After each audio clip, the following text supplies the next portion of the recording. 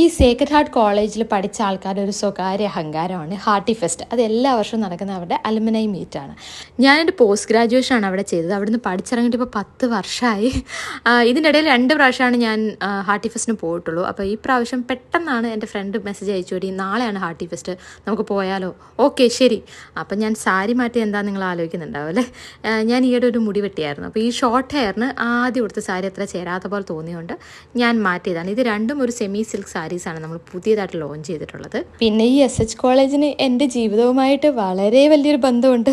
ആ കഥ ഞാൻ എപ്പോഴേക്കോ പറഞ്ഞിട്ടുണ്ട്. അത് ഇപ്പോൾ പറയാൻ സമയമില്ല. എന്തായാലും ആട്ടെ, ഞാൻ റെഡിയായി പോവാണ്.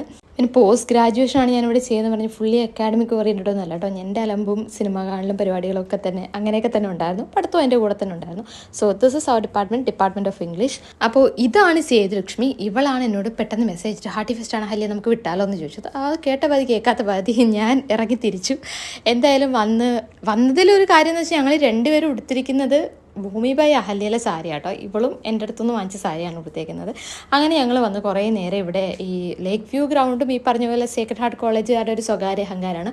അവിടെ ഇരുന്ന് കുറേ പ്രദൂഷണവും കഥകളും ഒക്കെ പറഞ്ഞിരുന്ന് കുറച്ച് ഡാൻസും പാട്ടും ഒക്കെ കണ്ട് ആസ്വദിച്ച് പതിയെ ഞങ്ങൾ ഇറങ്ങാണ് തിരിച്ച്. അപ്പം ഇനി അടുത്ത വർഷത്തെ ഹാർട്ടി ഫെസ്റ്റ് നമ്മുടെ ക്ലാസ്സിലെ പിള്ളേരെയും നമ്മുടെ പരിചയമുള്ള പിള്ളേരെയൊക്കെ ഓർമ്മിപ്പിച്ച് വിളിച്ചുകൊണ്ട് വരണം എന്നൊക്കെ തീരുമാനിച്ച് ഞങ്ങൾ പോവാണ്. Bye bye.